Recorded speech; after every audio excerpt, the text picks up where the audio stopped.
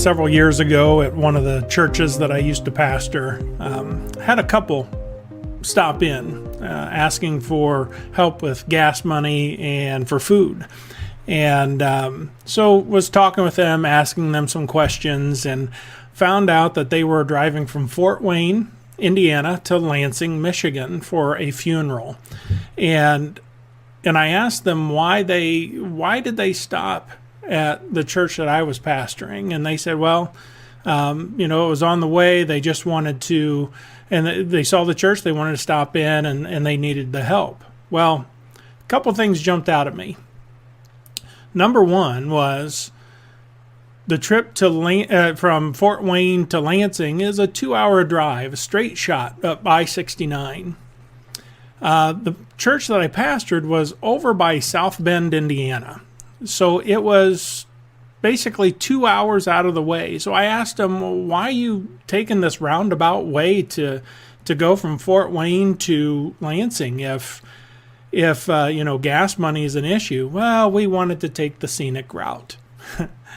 So I went down to their car and I was talking to them, and I said, well, why do you need gas money now? It looks like you've got 3/4 of a tank.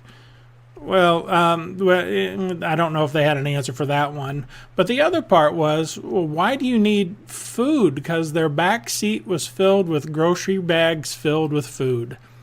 And they said, well, that stuff's old. We won't eat that because it's old. And but it was just interesting seeing this couple do this, trying to get away with something, really. So I said, well, I'll get you some food. I'll get you some canned goods. I have a few things up in the apartment. So I went into the apartment to get the food, but while I was getting the food, they took off. And somewhat similar thing in recent years, I had a gentleman stop by the church asking for some gas money, and it was, again, kind of the same kind of thing where he was going from point A to point B that should have never driven by the church where I was at, and or where I'm at now. And so talked to him a little bit, and I think I gave him a little gift card for some gas. But just a few months later, he stopped in again with the exact same story, needing some more gas. And I said, well, you were just here a few months ago, and he denied it and left as fast as he could. All that to say, there's deception out there. People trying to get away with things that maybe they shouldn't be getting away with. And today we're going to be looking at Joshua chapter 9, continuing with our look through the book of Joshua. And if you look at Joshua 9, it starts out with all the kings west of the Jordan came together because they wanted to wage war against Joshua and the people of Israel. However, there was one group of people, the Gibeonites, the people from Gibeon. They heard all that Joshua had done to Jericho and Ai, and they knew that God had commanded Moses to give the Israelites the whole land in which they were living and to wipe out all of its inhabitants so that they could have the land for themselves. And so out of fear for their lives, they resorted to a ruse. And what the Gibeonites did, when they went to Joshua, they went to the Israelites, and they went as a delegation. A group of them went together. And when they went, they loaded up their donkeys with worn-out sacks and old wineskins that were cracked and mended. And they put on worn and patched sandals on their feet, and they wore old clothes. And all the bread that was in their food supply was dry and moldy.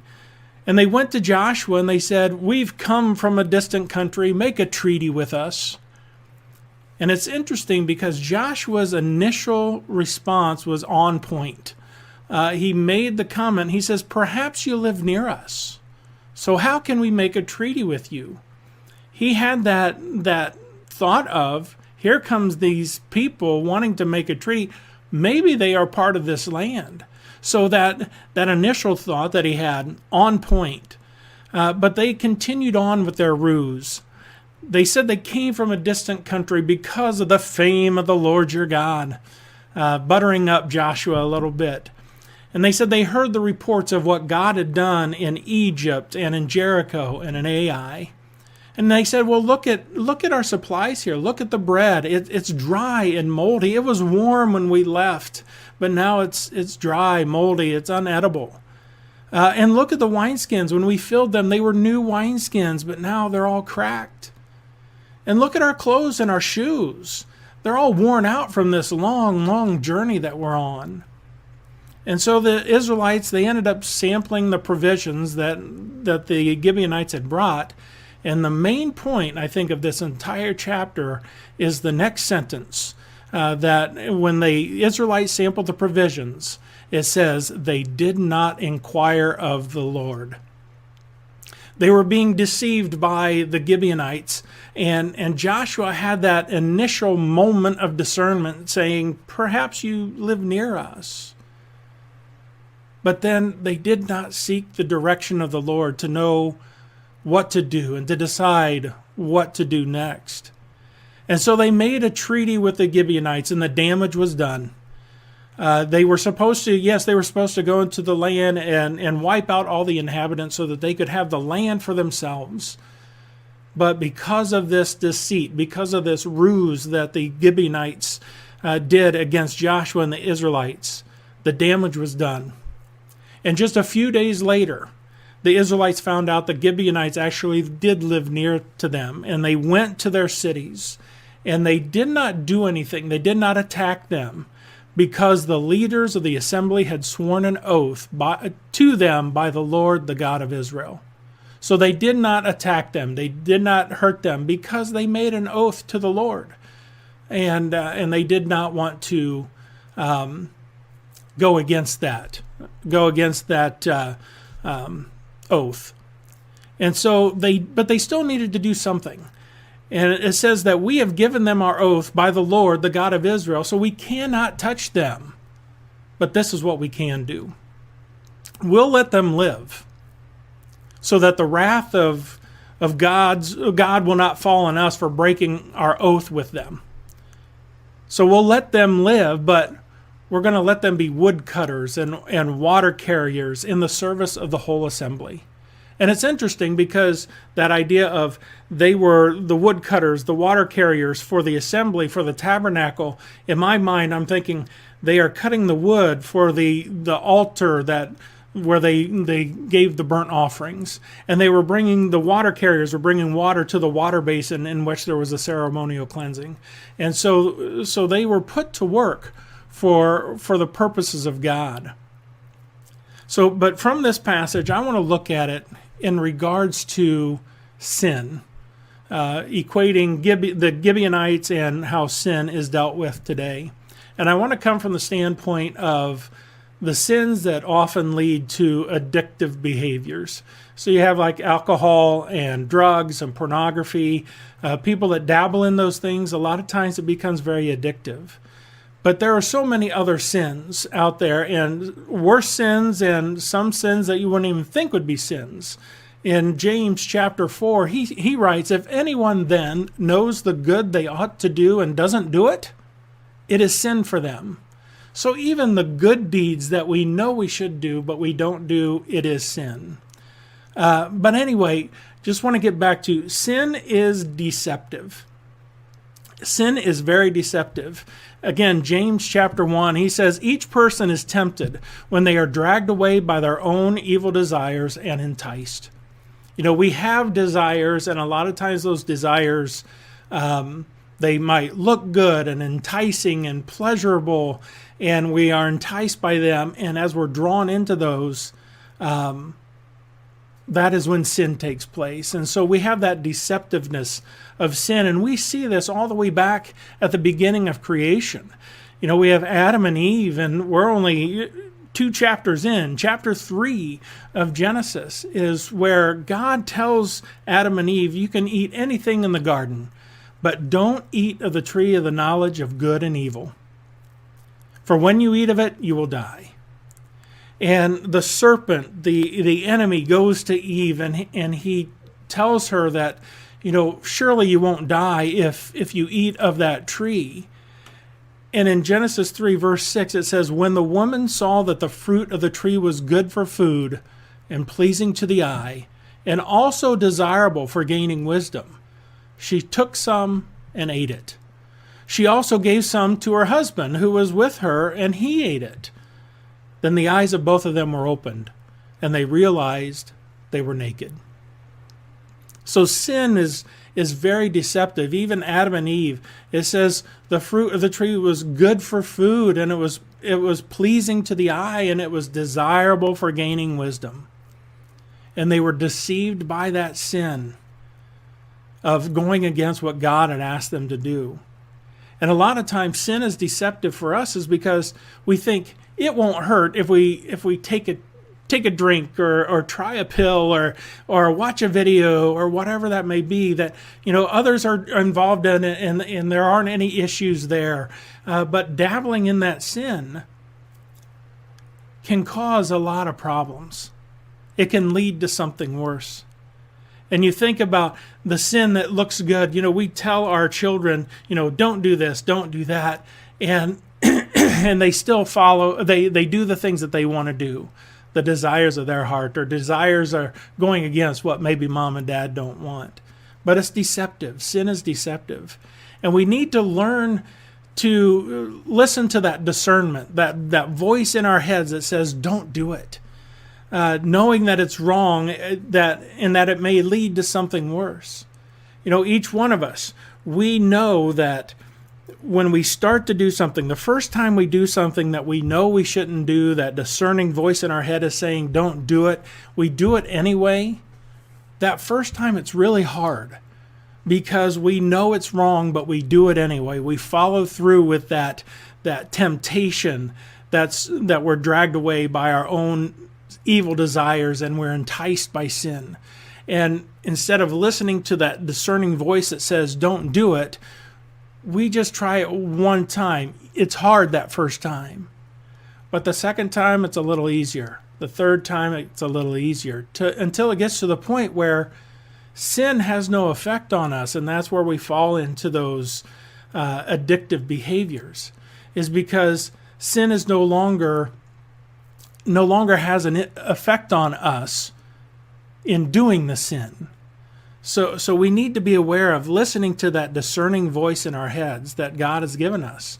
But along with that, seeking the direction of the Lord. That's where Joshua failed. He had that discerning voice, knowing that the Gibeonites maybe they lived near them, but they did not seek the Lord. And so we need to seek the Lord. We have that discerning voice saying, don't do it. We have the voice in our heads that's the Spirit of God that's guiding us. And we know what is right and what is wrong because of Adam and Eve. They ate of the tree of the knowledge of good and evil. And so we too know what is right and wrong. We know the difference between good and evil, and we need to seek the direction of the Lord, to seek His leading in all things, because He wants to direct us in right paths. He wants us to stay clear of sin and to be focused on Him. And so listening to that discerning voice and seeking His direction is so important. But then we have to deal with the damage. Again, James 1, then after desire has conceived, it gives birth to sin. And sin, when it is full grown, gives birth to death. So if we don't do anything with the sin in our life, eventually it becomes full grown and it gives birth to death, spiritual death, physical death in some cases. So if we allow sin to get a foothold in our lives and do nothing about it, it will lead to death. And so the damage is done, and we need to do something about it. Just like Joshua, the damage was done. They made the treaty with the Gibeonites, but they had to do something about it. And so we need to discipline that sin. We need to put it under our control and give it up to God. Allow Him to remove that sin from us. Because even if we are deceived by sin, and even if we don't listen to that discerning voice in our heads, and even if we don't seek the direction of God, and even if sin has crept in and caused damage in our life, we still have the ability, by God's help, to control that sin. You know, Joshua with the Gibeonites, he controlled them. He said, we're going to let you live, but we're going to put you to work, and we're going to put you to work for God's service. And so we have to understand the sin that creeps into our life from our past, even to our present. It is now part of us. It's part of our past, but we have to deal with it so that it does not determine what our present life is. We have to control that sin, get rid of that sin, put it to work for something else. But we need to deal with the sin, discipline it, take it under control so that it's part of our past, but no longer part of our present. Ultimately, this whole chapter, I think the two parts, we need to be intentional about listening to the direction of the Lord, seeking His direction. But we need to listen to that direction through the discerning voice of His Spirit that is within us. Each one of us, if we have the Spirit of God in us, He speaks to us by that voice in our heads and that feeling in our gut. And we know when things aren't right and when we need to do something different or maybe something better, or we need to change the way we do things. But we need to listen to the direction from the Lord through the discerning voice of the Spirit within us. And then we will be able to fend off any of the attacks of sin that come rushing at us on any given day. So I want to finish up with just saying this. Don't be deceived by the sins that arise in your life. Trust in the discernment that you've been given by the Spirit of God that lives in each one of us who call on the name of Jesus Christ. Seek God's direction when you're making decisions, any decisions, from difficult ones to the easiest ones. Continually seek His direction in making those decisions. And the sin that has affected us in the past and maybe is affecting us today, address the damage that it is doing. Address that damage and do something about it. Basically, quickly discipline that sin, those sins that we have, so that they will no longer have control on our present life. Seek the Lord. Seek that discernment. Don't be deceived. Don't let sin damage you anymore. Control it and allow your present life to be focused solely on Him. God bless you. Have a great day, and I'll see you next time.